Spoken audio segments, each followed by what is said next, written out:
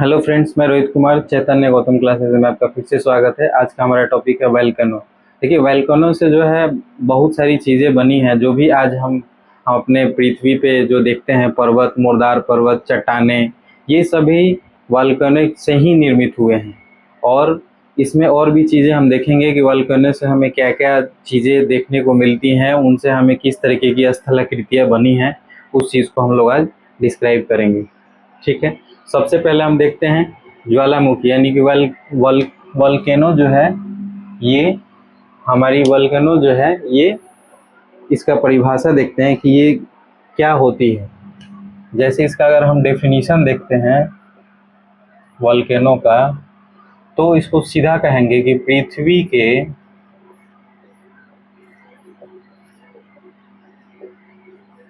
सतही क्षेत्र पर पतली छिद्र से मैग्मा का निकलना क्या कहलाता है? वोल्केनो कहलाता है, ज्वालामुखी कहलाता है। देखिए, पृथ्वी के सतही क्षेत्र पर यानी कि पृथ्वी जो है, पृथ्वी के परपटी पे यानी कि पृथ्वी के जो क्रस्ट है उसके सतही क्षेत्र पर कहीं छिद्र हो जाना, कहीं छेद हो जाना, और वहां से हमारे स्थिनोस्फीयर से क्या होता है, मैग्मा का निकलना, वो क्या कहलाता है? ज्वालामुखी कहलाता है। जैसे हम लोगों ने देखा है पिछली क्लासों में, जब आपने मेरी पिछले क्लास को अगर बढ़िया से देखा होगा, प्लेट विवर्तनिकी को, उसमें मैंने आपको बताया है कि जो ज्वालामुखी, विनाशकारी ज्वालामुखी जो होता है, जो विनाशकारी ज्वालामुखी जो होता है वो अभिसारी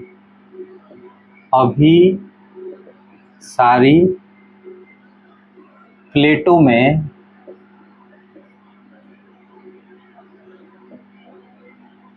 होता है। कहने का मतलब, जो विनाशकारी ज्वालामुखी प्रक्रिया जो घटती है वो अभिसारी प्लेटों के बीच घटती है। यानी अभिसारी का मतलब क्या? ये जो है कन्वर्जेंस, मतलब एक दूसरे से टकराने वाली जो प्लेटें हैं उनमें जो ज्वालामुखी की प्रक्रिया होती है वो काफ़ी विनाशकारी होती है। जैसे हमने आपको बताया था कि जैसे मान लीजिए ये कोई प्लेट है, ये महाद्वीपीय प्लेट है, और ये जो प्लेट है जो यहाँ नीचे वाला देख रहे हैं ये सागरीय प्लेट है। यानी कि महाद्वीपीय प्लेट जो होता है ये क्या है? हमारा महाद्वीपीय प्लेट है। इसको हम कहेंगे महाद्वीपीय प्लेट। ये कौन सी प्लेट है? ये सागरीय प्लेट है ना, ये सागरीय प्लेट है। और सागरीय प्लेट जो है हमेशा भारी होता है महाद्वीपीय प्लेट से। तो देखिए, सागरीय प्लेट भारी होने के कारण जब इन दोनों प्लेटों में भिड़ंत होगी, जो जब दोनों प्लेटें आपस में ऐसे टकराएंगी, उसमें अभिसारी की प्रक्रिया होगी, कन्वर्जेंस होगा, तो क्या होगा कि जो भारी प्लेट है वो नीचे दब जाएंगी, हल्की प्लेट है जो ऊपर चली जाएंगी। जैसा कि ऐसा होता है, भारी जो एक भारी और एक हल्की चीज़ों को जब हम टकराएंगे तो भारी चीज़ हमेशा नीचे आएगी, क्योंकि उसमें वजन इससे ज़्यादा होगा। और इसके नीचे क्या मौजूद होता है? इसके नीचे हमने देखा था कि एक दुर्बलता मंडल है, जिसको हम लोगों ने क्या नाम दिया था? एस्थीनोस्फीयर। ये जो दुर्बलता मंडल है एस्थीनोस्फीयर, इसमें और कुछ नहीं है, इसमें मैग्मा के चैम्बर हैं। क्या है? इसमें मैग्मा के चैम्बर हैं, इसमें मैग्मा मौजूद है। अब देखिए, पहले से मैग्मा मौजूद है, मैग्मा गर्म होती है, इसमें काफ़ी ज़्यादा हीट होता है। 6,000 और 1,000 से 6,000 डिग्री सेल्सियस तक इसमें जो है टेम्परेचर का जो है ये होता है, सेंटीग्रेड होता है, लेवल होता है। अब इस इतने गर्म तप्त जो मैग्मा है, इसमें अगर किसी भी तरीके की प्लेट, जैसे कि यहाँ पे सागरीय प्लेट देख रहे हैं, वो नीचे आके मैग्मा में आकर के मिल रही है, तो मैग्मा में इतना टेम्परेचर है कि ये जो भाग नीचे आया है प्लेट का, ये वाला, इसको क्या करेगा मैग्मा? इसको गला देगा। गला देगा कहने का मतलब इसको भी ऐसा तरल बना देगा, इसमें इतना टेम्परेचर है। और जहाँ पे गलने की प्रक्रिया चलेगी इसको हम लोग बोलते हैं बेनी, इसको हम लोग बोलते हैं बेनी ऑफ जोन, क्या बोलते हैं, बेनी ऑफ जोन, जहाँ पे ये गल रही होती है। अब आपको एक और चीज पता होना चाहिए कि ये सागरीय प्लेट है। कैसी प्लेटें हैं, सागरीय, यानी कि इस पे क्या होगा, सागर होगा, समुद्र होगा। तो जब ये प्लेटें नीचे की तरफ मुड़ेंगी तो कुछ जल जो है इसके साथ नीचे भी तो आएगा, यानी कि यहाँ पे कुछ जल भी तो आएगा इसके साथ। जब ये फोल्ड होगा, ये प्लेट जो है हमारा फोल्ड होगा, तो जो इस पे सागर मौजूद है तो उसके साथ साथ कुछ पानी भी कहाँ पे आ जाएगी, इस एस्थेनोस्फीयर वाले भाग में पानी चली आएगी। ये पानी जब नीचे आएगी तो ये क्या होगी, ये जो जल जो है ये गर्म होकर के क्या होगा, ये जब गर्म हो जाएगा तो वाष्पीकरण होगा, इसके अंदर क्या होगा, वाष्पीकरण। यानी जब वाष्पीकरण होगा, वेपराइजेशन होगा, तो इस मंडल में क्या होगा कि प्रेशर बढ़ेगा। यानी कि वाष्प जब पहले से यहाँ पे हीट है तो जाहिर सी बात है कि प्रेशर इसका ज़्यादा होगा, और जब ये प्लेट नीचे दबी है तो पानी भी नीचे आई है, वो पानी इस गर्म मैग्मा के साथ मिल करके क्या करेगी, वाष्पीकरण करेगी, वेपोराइजेशन करेगी। वो वेपोराइजेशन क्या करेगा, इस चेम्बर में इसका प्रेशर बढ़ाएगा, और जब इसका प्रेशर बढ़ाएगा तो ये क्या करेगा कि जहाँ पे जो प्लेटें, ये दोनों प्लेटों में जहाँ पे प्लेट कमजोर होगी उसको तोड़ करके ऊपर निकल जाएगा ऐसे, और यहाँ से क्या होगी, ऐसे मैग्मा का निकलना शुरू हो जाएगा। क्या होगा, ये मैग्मा बाहर निकलेगा। तो ये ज्वालामुखी के घटने की प्रक्रिया है, ज्वालामुखी की प्रक्रिया ऐसे घटती है। या हमने कहा कि जो कमजोर होगी वहां की प्लेटें तोड़ करके ये बाहर चली आएंगी। कैसे चली आएंगी, इसमें हाई जब प्रेशर हो जाएगा, प्रेशर जब बढ़ जाएगा तो ये नीचे से ऊपर की तरफ क्या करेगा, ये मैग्मा ऊपर की तरफ धक्का लगाएगा, धक्का लगाएगा चारों तरफ। जहां पे प्लेटें इसको कमजोर मिलेगी तोड़ के निकल जाएगा। या फिर इस प्लेटों पे कई जगह ऐसी जगह होती है जहां पे पहले से ज्वालामुखी की घटना हुई रहती है या फिर होने वाली होती है, तो वो जगह तो पहले से कमजोर होगी, तो वहां से भी ये जो मैग्मा है ये निकलेगी। और मैग्मा के इस निकलने की प्रक्रिया को हम लोग क्या कहते हैं, ज्वालामुखी कहते हैं। ज्वालामुखी, ज्वाला से क्या मतलब हुआ, आग, मुखी मतलब वैसा मुख जहाँ से आग निकलता हो। तो ये कैसा मुख है, ये यहाँ से आग निकल रहा है, यानी कि ये क्या है, ये ज्वालामुखी की प्रक्रिया है। ऐसे ज्वालामुखी की घटना घटित होती है। अब देखते हैं कि ज्वालामुखी में जो घटना घटित होती है इनमें क्या क्या चीजें, इनका क्या नाम है, इनसे क्या चीजें निकलती हैं, उसको हम देखेंगे। एक बार हम सिंपल यहाँ पे डायग्राम बनाते हैं। देखिए, हम लोग जितना डायग्राम बनाएंगे अपने इस ज्योग्राफी के चैप्टर में, हमें वो चीज़ें उतनी ज़्यादा समझ आएंगी। जैसे मान लेते हैं ये हमारी प्लेट हो गई, ठीक है। इस प्लेट के नीचे क्या है, इस प्लेट के नीचे ये हमारा वही हमारा एस्थीनो है, एस्थीनोस्फीयर है। ये हमारा क्या हो गया, लिथोस्फीयर है। क्या है, लिथोस्फीयर, ठीक है। अब देखिए, यहाँ से जब ये ऐसे तोड़ करके निकलेगी मैग्मा, ऊपर प्लेट को तोड़ करके निकलेगी, तो क्या होगा कि जब ये मैग्मा यहाँ पहले से जल होगा या फिर स्थल होगा, स्थल हो या जल हो, बाहर निकलेगी तो बाहर की टेम्परेचर जो है इससे अंदर वाली टेम्परेचर से कम है, तो ये ठंडा होना चाहेगा। तो जो लावा यहाँ पे निकल रही है, जो हम देख रहे हैं, जो यहाँ पे मैग्मा ऐसे निकल रही है बाहर की तरफ, तो ये मैग्मा क्या करेगी, नीचे की तरफ फैलेगी। जब यह फैलेगी तो यहाँ पे इस तरीके से, यूं इस तरीके से ये क्या करेगी कि पर्वत का निर्माण करेगी। इस पर्वत का नाम दिया जाता है ज्वालामुखी, ज्वालामुखी पर्वत, है ना। ये पर्वत हो गई। अब देखिए, जहां से ज्वालामुखी की प्रक्रिया हो रही है, जहां से ज्वालामुखी की मैग्मा ऊपर ऊपर को जा रही है, ऐसे ये मैग्मा चारों तरफ से ये ऊपर को जो जा रही है, इस जोन को हम लोग बोलते हैं, इस जोन को बोलते हैं मैग्मा, मैग्मा हर्थ। इस जोन को हम लोग बोलते हैं मैग्मा हर्थ। यानी कि ये मैग्मा हर्थ और कुछ नहीं है, यह ज्वालामुखी का चूल्हा है। क्या है, अपने भाषा में समझें तो चूल्हा है। चूल्हा क्या होता है, जिसमें हम लोग खाना पकाते हैं, ठीक है। ये मैग्मा हर्थ क्या हो गया, ज्वालामुखी की चूल्हा है। अब देखिए, ये जो मैग्मा बाहर निकलती है, इसमें ना कुछ कण निकल रहे होते हैं, कुछ गैसें और कण निकल रही होती है। इसका कुछ साइंटिफिक नेम है, इसका साइंटिफिक नेम है, इसको नाम दिया गया है न्यू आर्डेंटे, ये डी है, न्यू आर्डेंटे, हिंदी में भी ऐसी होता है, न्यू आर्डेंटे।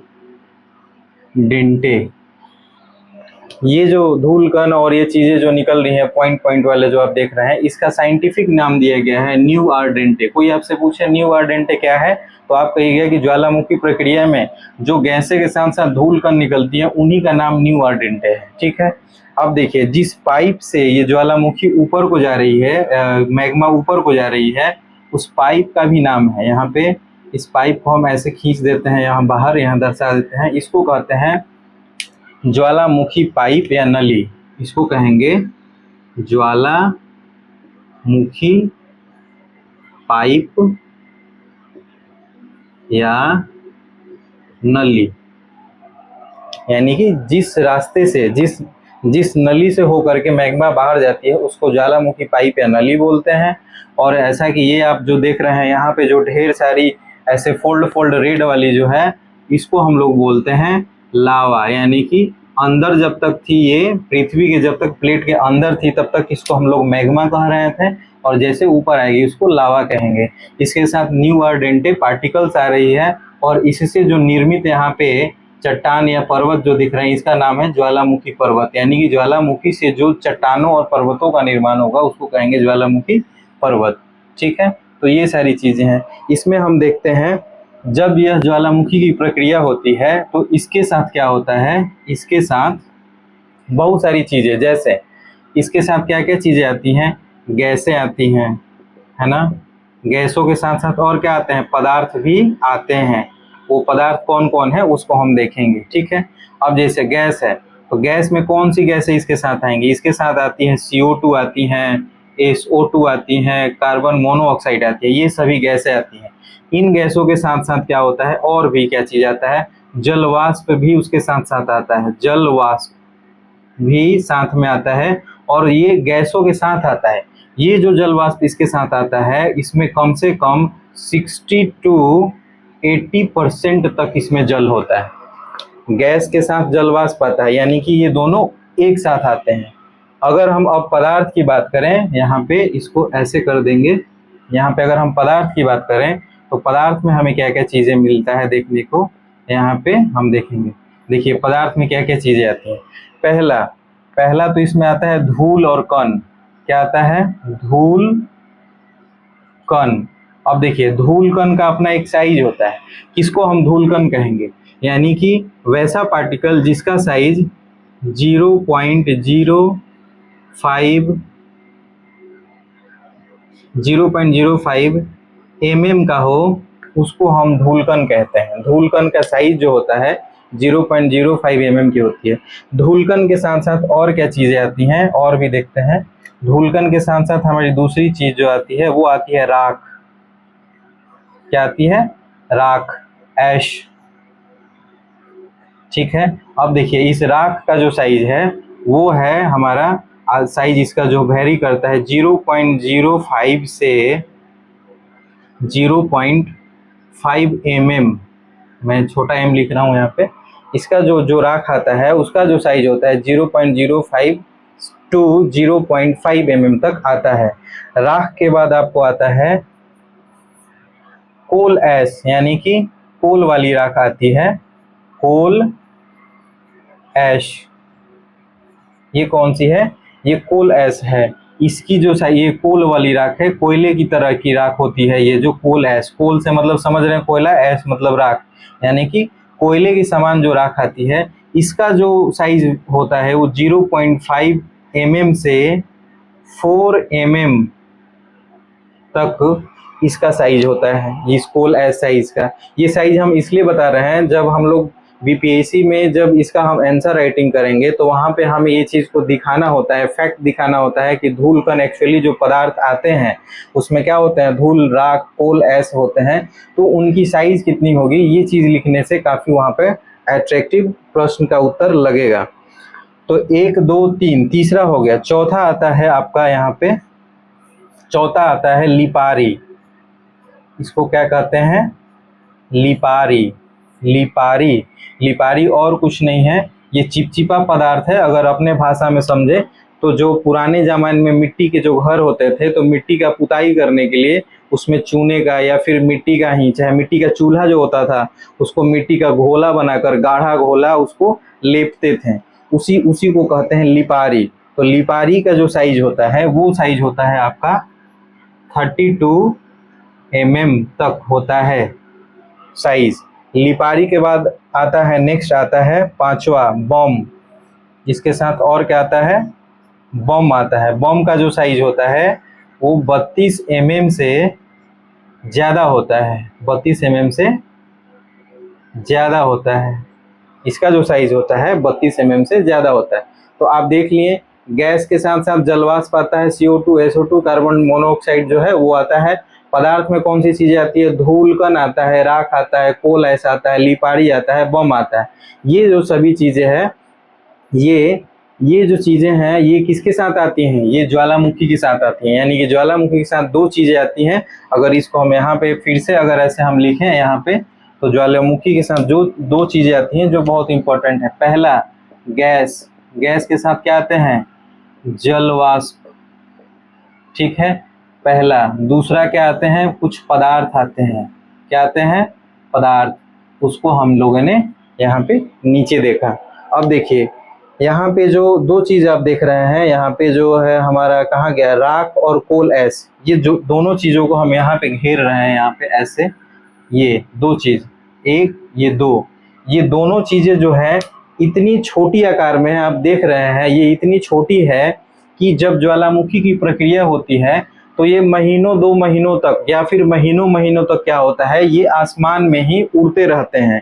कारण कि इनका साइज बहुत छोटा होता है, और जब ये आसमान में उड़ते हैं तो काफ़ी डेंसिटी के साथ उड़ते हैं। इनकी पार्टिकल की संख्या बहुत ज़्यादा होती है, साइज छोटी होती है लेकिन संख्या ज़्यादा होती है, और ये आसमान में उड़ रहे होते हैं महीने, 2 महीने, चाहे कई महीनों तक भी रह जाते हैं। तो वैसी स्थिति में जब यह उड़ करके कुछ महीनों बाद जब ये नीचे गिरेंगे, तो जो दो जगहों पर गिर सकते हैं, या तो सागर में गिरे, समुद्र में, या फिर स्थल पर यानी कि जमीन पर। तो अगर यह दोनों जो चीज़ें हैं, राख ऐश और कोल ऐश, जब ये धरती पे गिरेंगे, अगर यह पहले ले लेते हैं कि अगर यह समुद्र में गिरेंगे दोनों इकट्ठे, इसको हम दोनों को ऐसे कर देते हैं, अगर यह समुद्र में गिरेंगे, यह समुद्र में गिरेंगे तो क्या बनाएंगे, समुद्र पंख, क्या बनाएंगे, समुद्र पंख बनाएंगे, ठीक है। वो समुद्र पंख कैसा होगा, एक ऐसा छिछला जगह पानी का होगा, जैसे कि पानी का एक स्थान होगा, उस पर एक ऐसा लेयर बन जाएगा जो दलदली होगा, और क्या होगा कि उस पर बहुत सारी चीज़ें जो हैं धीरे धीरे बाद में है उस पर उगना शुरू हो जाएगा। तो वह एक दलदली क्षेत्र होगा जिसपे जीव जंतु पक्षी वगैरह जा करके उस पर बैठते हैं। वह एक सतही क्षेत्र बन जाएगा उस जल स्तर पर, समुद्र पंख बन जाएगा अगर समुद्र में गिरेगा। अगर यही राख और कोल ऐश जो है, अगर ये 1 नंबर समुद्र में गिरा, अगर यही धरातल पे गिरा यानी कि धरती पे अगर गिरता है, धरती के किसी क्षेत्र पे गिरता है, तो क्या बनाता है, इसका नाम है इग्निम बाइट, इग्निम बाइट। अगर आपको लिखावट नहीं समझ आ रही हो तो मेरे आवाज से आप पकड़ सकते हैं, इग्निम बाइट। इग्निम बाइट एक ऐसा क्षेत्र होता है, एक प्लेटू टाइप का होता है, प्लेटू कहें तो एक प्रायद्वीप की तरह होता है, एक धरती की तरह होता है, जो इन दोनों से मिलकर के बनता है। और इग्निम बाइट जो है, बहुत बड़ा इग्निम बाइट यानी कि धरातलीय क्षेत्र बना है आपको कहाँ पे, न्यूजीलैंड में ये इग्निम बाइट है। सबसे बड़ा इग्निम बाइट जो है वो कहाँ पे है, यह जो है यह न्यूजीलैंड में है। कहाँ पे, न्यूजीलैंड में देखने को मिलेगा। तो एक बार इसका आप लोग स्क्रीनशॉट ले लेंगे, ठीक है। इसको मिटा देते हैं, हम लोग आगे बढ़ते हैं।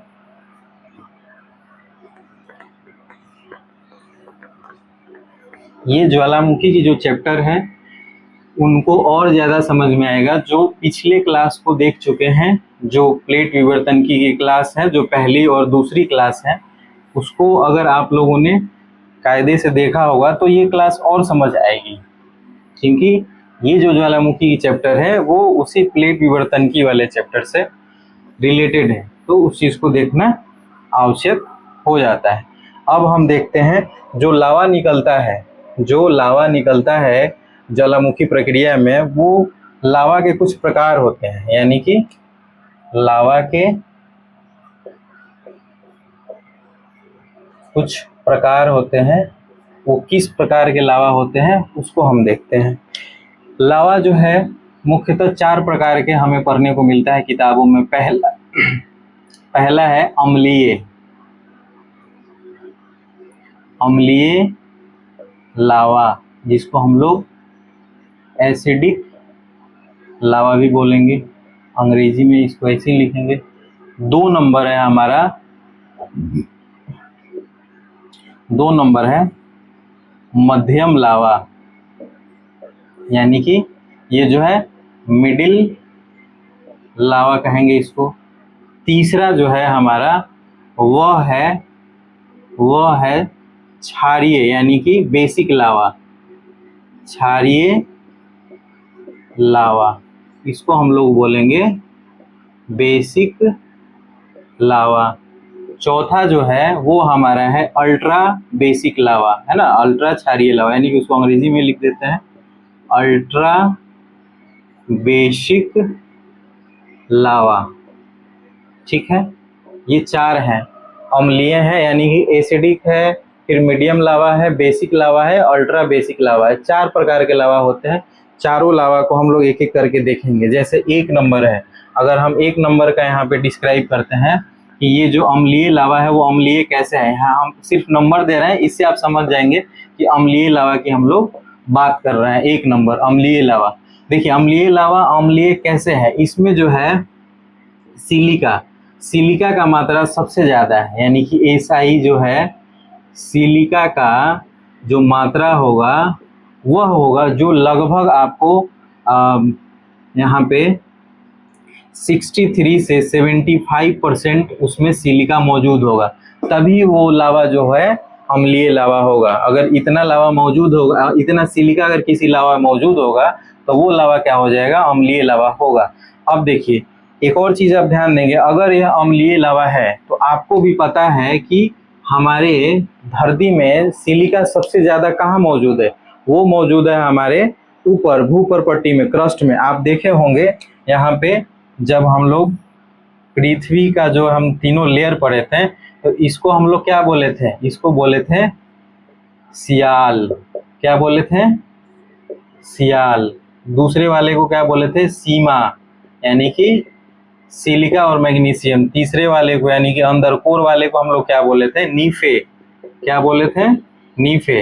तो नीचे वाले में क्या है, निकेल है और लोहा है, इसमें सिलिका है और मैग्नीशियम है। सेकेंड लेयर में यानी किसमें, मेंटल में, ये कौन सा है, मेंटल है। ये कौन सा है, कोर है। ये कौन सा है, क्रस्ट है ना। तो इसमें हमने इसको क्या बोला था, सियाल। सियाल में क्या होता है, सिलिका की मात्रा सबसे ज्यादा कहाँ होती है, सियाल में होती है। यानी कि ये बाहरी परत, यानी पृथ्वी के बाहरी परत में सियाल का मात्रा सबसे ज्यादा है, यानी कि सिलिका का मात्रा सबसे ज्यादा है। तो यहाँ पे हम कह सकते हैं कि वैसा लावा जिसमें सिलिका का मात्रा सबसे ज्यादा होता होगा, वह लावा जो है पृथ्वी के बिल्कुल अंदर से नहीं ऊपर से आता होगा, यानी कि पृथ्वी के ऊपरी भाग से निकलता होगा, तभी तो उसमें सिलिका की मात्रा ज्यादा होगी। तो वो चीज यहाँ पे हम दिखा रहे हैं। अगर पृथ्वी के कम, यानी कि यह जो लावा है पृथ्वी के कम गहराई से निकला होगा, ठीक है, निकला होगा, ठीक है, पृथ्वी के कम गहराई से निकला होगा। यानी कि कम गहराई से निकलने में क्या होगा कि आपको ये भी पता है कि ऊपर का टेम्परेचर कम होता है, नीचे का टेम्परेचर ज्यादा होता है, फिर बीच वाला का टेम्परेचर सबसे ज्यादा होता है।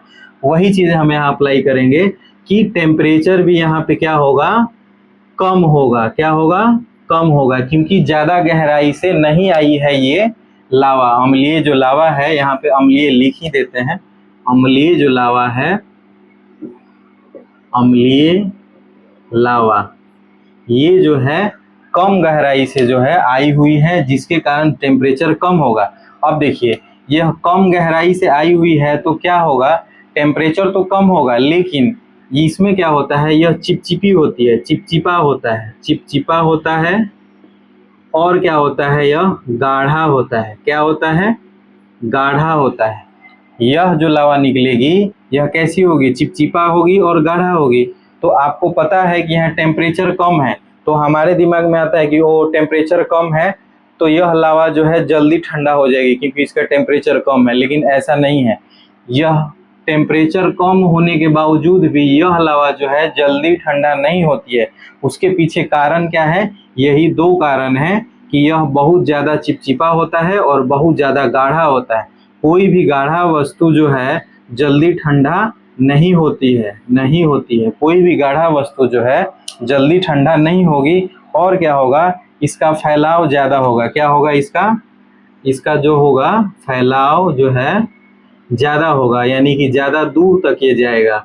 जब ये निकलेगा लावा बाहर, यानी कि मैग्मा जब बाहर निकलेगा तो गाढ़ा और चिपचिपा होने के कारण क्या होगा, कुछ दूर तक ट्रेवल करेगा और ठंडा होने में ज़्यादा समय लेगा क्योंकि यह गाढ़ा है। भले टेम्परेचर कम है लेकिन गाढ़ा है।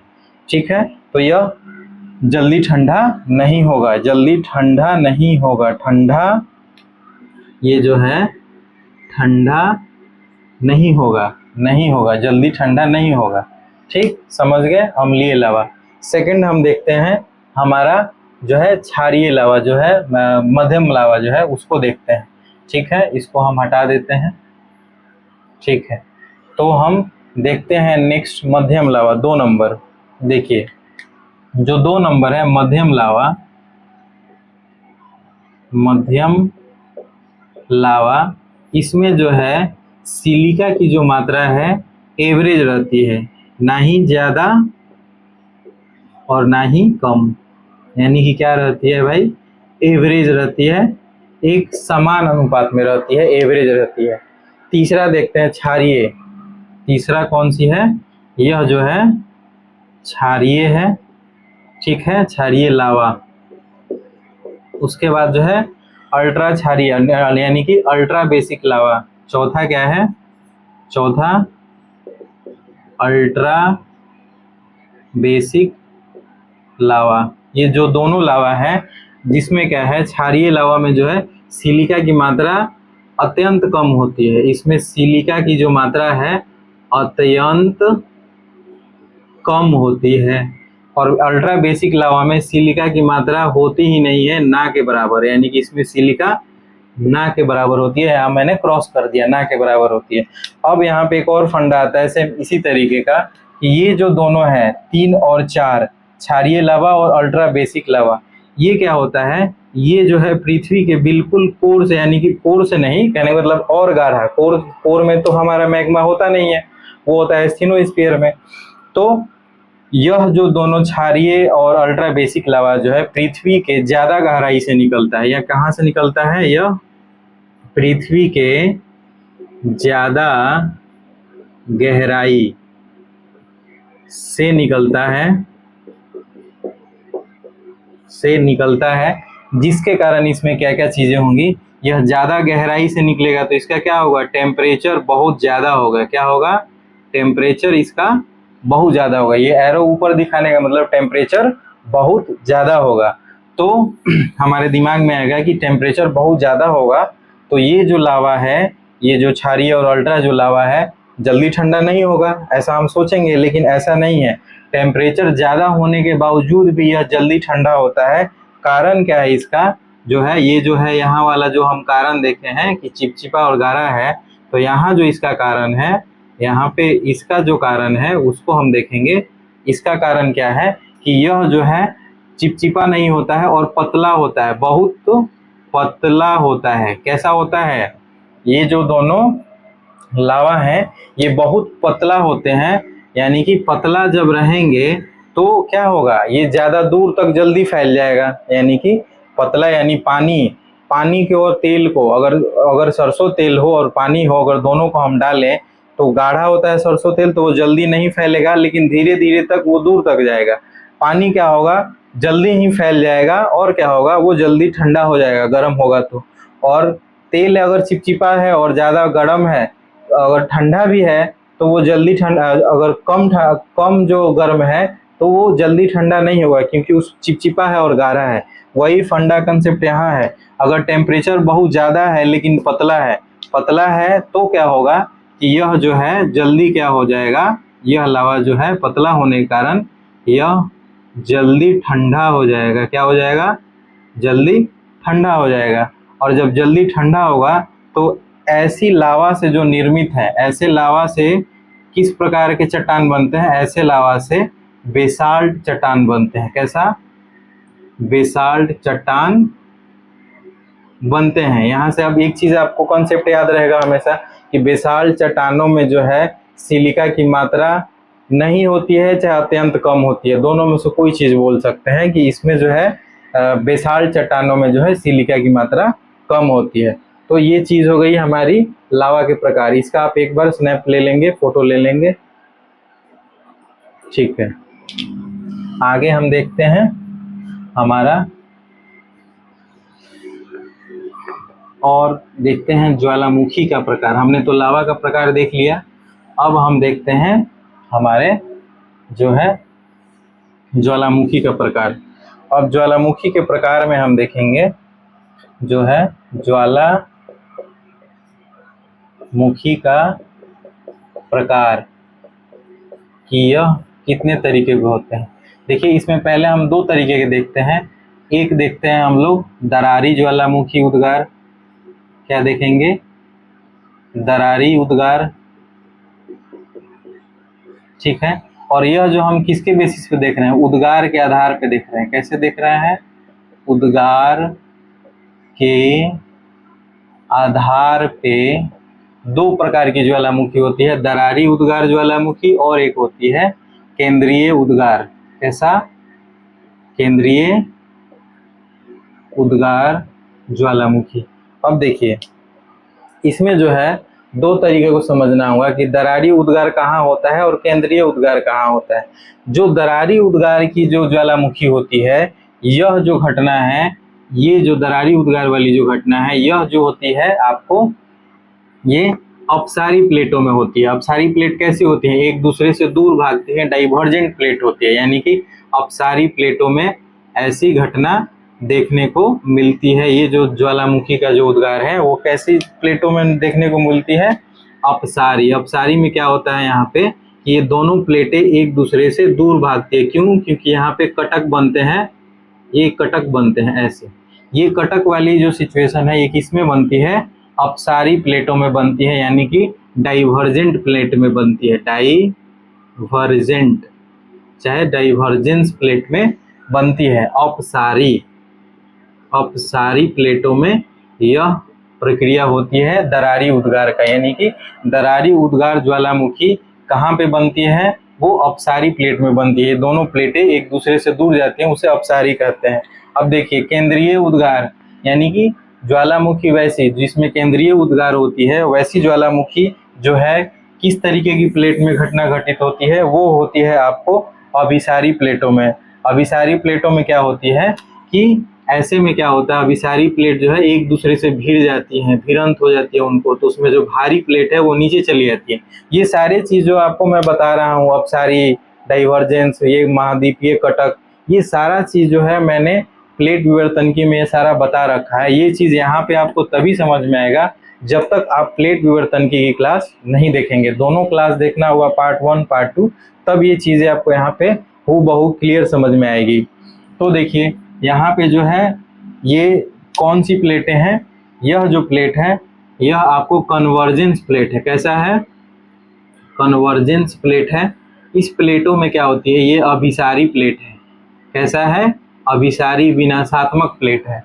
इसमें क्या होता है? इसमें जो उद्गार होता है ज्वालामुखी का, ऐसे इसमें जो उद्गार होता है ज्वालामुखी का, उसको हम लोग कहते हैं केंद्रीय उद्गार। यानी कि दो चीज़ आप समझ गए कि दरारी उद्गार किस तरीके की प्लेटों के बीच होती है और केंद्रीय उद्गार किस तरीके की प्लेटों के बीच होती है। तो ये दो चीज़ जान गए।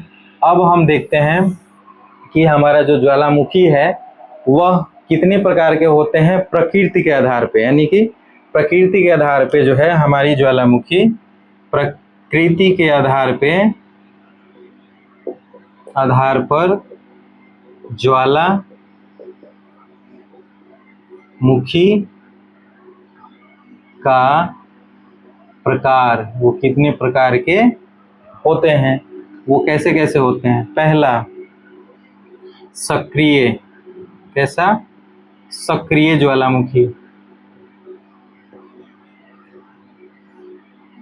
दूसरा प्रसुप्त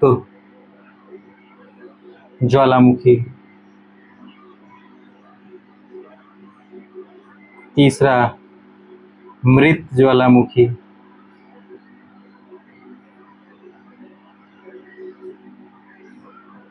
है ना। सक्रियों को हम लोग कहते हैं एक्टिव वल्केनो, क्या कहते हैं, एक्टिव वल्केनो। प्रसुप्त को हम लोग बोलते हैं डोरमेंट।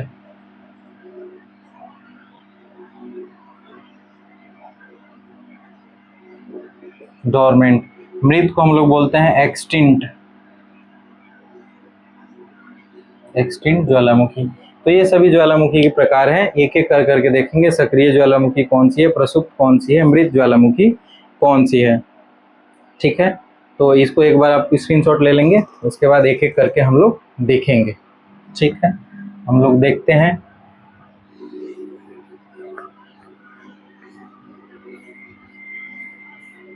पहला सक्रिय ज्वालामुखी, क्या देखते हैं, पहला सक्रिय ज्वालामुखी वो कौन कौन सा है। सक्रिय में हम देखते हैं सबसे पहला किलायु। कौन सा, किलायु। ये कहाँ पे है, हवाई द्वीप पे है। कहाँ पे, हवाई द्वीप। हवाई द्वीप कहाँ पे है, अलास्का में। कहाँ पे है, अलास्का में। जब हम वर्ल्ड मैप की यानी कि मैप वाला क्लास करेंगे, जब जिसमें कि हमारा सभी कॉन्टिनेंटल का, सभी हमारा महाद्वीप का क्लास होगा, उसमें भी ये चीज़ फिर से देखने को मिलेगा। तो एक किलायु कहाँ पे है, हवाई द्वीप में है। इसका विशेषता क्या है, इसका विशेषता है कि सबसे ज़्यादा सक्रिय, यानी कि सबसे, जितनी भी वॉल्केनो है सबसे ज़्यादा क्या है, सक्रिय ज्वालामुखी है ये किलायु। ठीक है, किलायु के बाद है हमारा स्ट्रोम्बोली। एक नंबर, दो नंबर हम लिखते हैं स्ट्रोम्बोली। स्ट्रोम्बोली ये कहाँ पे है, ये जो है भूमध्य सागर में। कहाँ पे है, भूमध्य सागर। देखिए इसे भूमध्य सागर का प्रकाश स्तंभ भी बोलते हैं, इसको भूमध्य सागर का प्रकाश स्तंभ भी बोलते हैं। और भूमध्य सागर में जो नाविक होते हैं, जो नाव लेके जाते हैं, नाविक इसी के प्रकाश से चलते हैं, इसके प्रकाश से चलते हैं। ठीक है, तीसरा जो है हमारा, तीसरा वो कहाँ पे है, तीसरा है कोटोपैक्सी। तीसरा कोटोपैक्सी।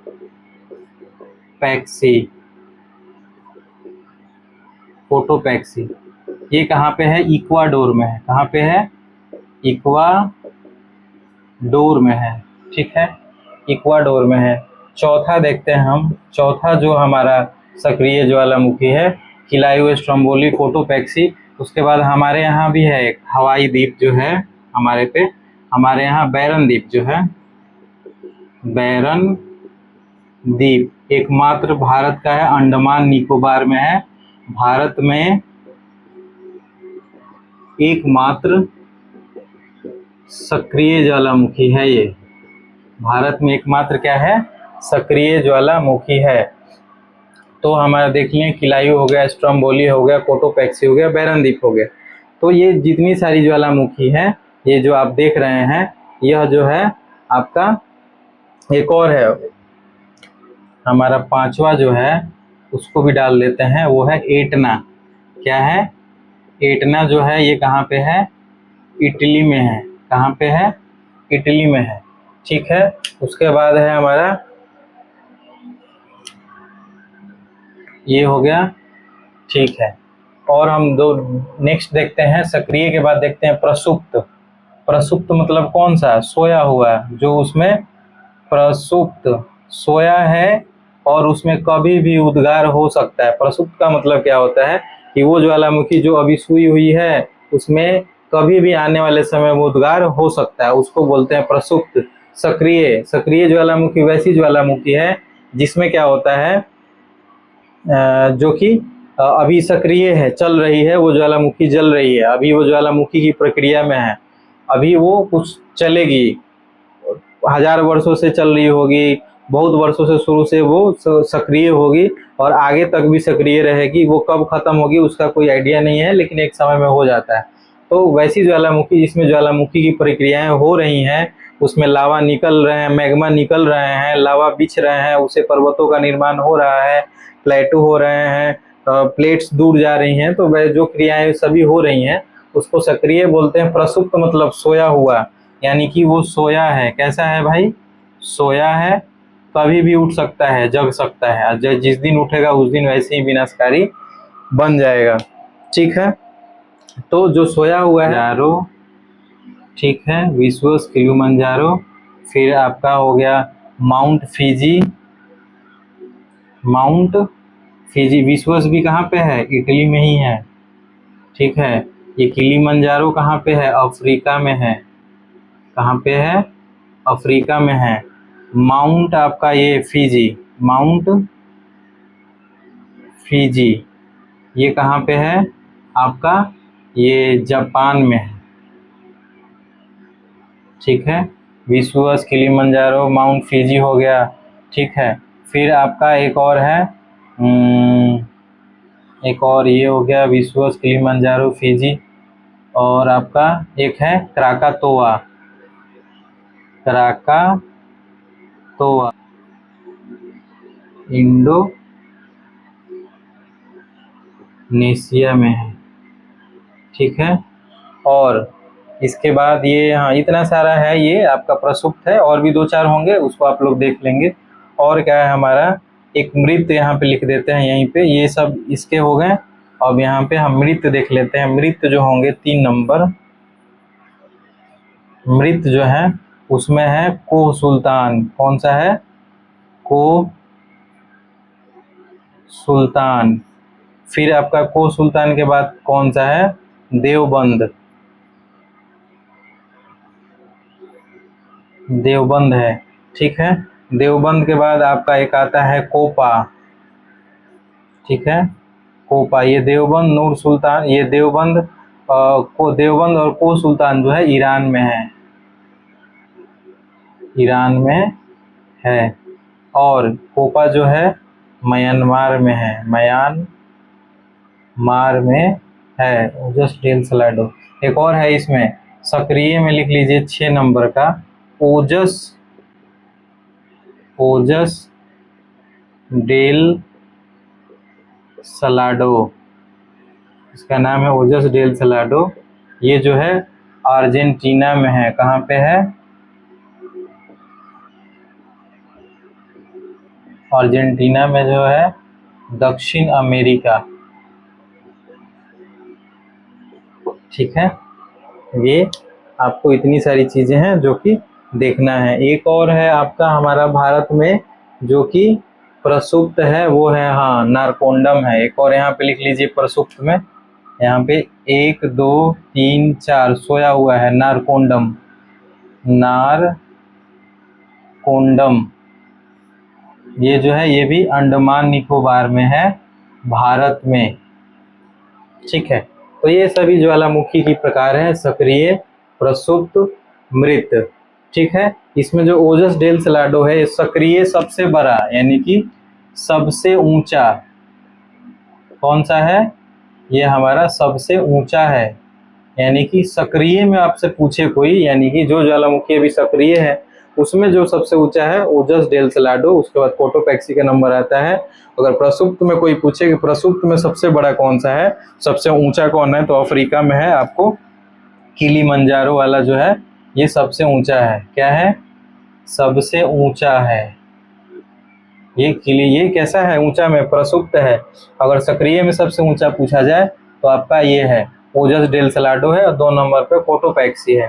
ठीक है, फिर अब नेक्स्ट देखते हैं यहाँ पे जो है मृत में है को है, देवबंद है, कोपा है, और एक है आपका एकांगुआ जो है, एकांगुआ वही है जो कि आपको एकांगुआ, एकांगुआ